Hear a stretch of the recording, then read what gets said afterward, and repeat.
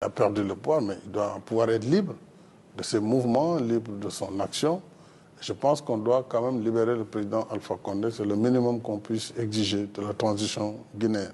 Alors, Monsieur le Président, ici au Sénégal, le débat sur les mandats présidentiels agite aussi la classe politique. Certains estiment que vous n'avez pas le droit de vous présenter à nouveau lors des prochaines élections prévues en 2024. Une question toute simple, est-ce que vous, de votre point de vue, vous auriez le droit de vous présenter à nouveau? Ce débat, je le traiterai à temps voulu et les Sénégalais seront édifiés. Ce qui est sûr, c'est que je ne poserai jamais un acte qui soit antidémocratique ou anticonstitutionnel, puisque je suis profondément démocrate. Maintenant, je décide moi de parler quand le moment sera venu, pas maintenant. Alors, à la question sur votre candidature en 2024, il y a presque 2 ans, vous aviez dit ni oui ni non. Non, aujourd'hui, vous dites quoi? Non, attention, le ni oui ni non, il faut bien le comprendre. J'ai dit aux journalistes sénégalais qui me disaient pourquoi je ne veux pas répondre, je dis je ne veux pas répondre parce que si je dis oui, je veux être candidat, le débat va enfler, on ne va plus travailler. Donc il y aura de la matière pour les spécialistes de la manipulation, de l'agitation. Si je dis non, dans mon propre camp, vous savez, les gens ne travailleront plus non plus. Tout le monde sera dans une dynamique tout de suite de se préparer pour l'élection. Or, moi, j'ai un mandat à exercer. Le peuple m'a confié un mandat.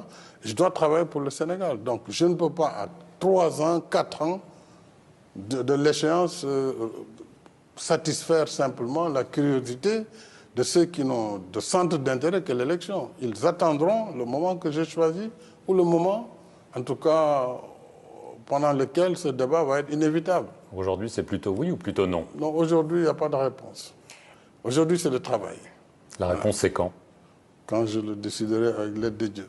Monsieur le Président, vous souhaitez rétablir le poste de Premier ministre que vous aviez supprimé en 2019. Est-ce que cette décision, finalement, était une erreur à l'époque? Ce n'était pas une erreur, je ne le pense pas. Moi, j'avais voulu, en 2019, après 7 ans d'exercice de la fonction présidentielle, tester la gouvernance directe. Aujourd'hui, avec le recul et avec mes charges qui vont arriver, et ce mandat de l'Union africaine, je compte le prendre à bras le corps. Il va beaucoup me prendre du temps. On a vu toutes ces crises qui ont été annoncées. Je ne peux pas en même temps m'occuper du Sénégal au quotidien. Or, le Sénégal, on doit s'en occuper au quotidien. Donc, un Premier ministre, dans ces conditions, me paraît être tout à fait rationnel. Et c'est pourquoi j'ai proposé ce retour du poste.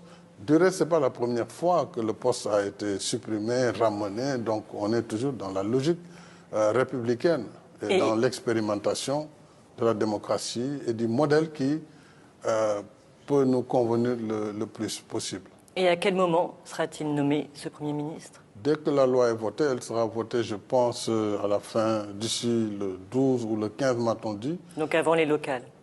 Non, ça c'est le vote. Maintenant, il y a la période de promulgation, il faut voir les délais, etc. Et après ça, non, il sera nommé après les locales. Ça n'a pas de sens de nommer à 1 mois de local un Premier ministre. Est-ce que vous l'avez déjà choisi? Certainement dans la tête. Mais vous savez, tant que le décret n'est pas signé, rien n'est fait. Ça, c'est d'expérience que je le dis. Tant que le président n'a pas apposé ses signatures, considérez qu'il n'a pas encore de Premier ministre. Après votre réélection en 2019, vous aviez fait des gestes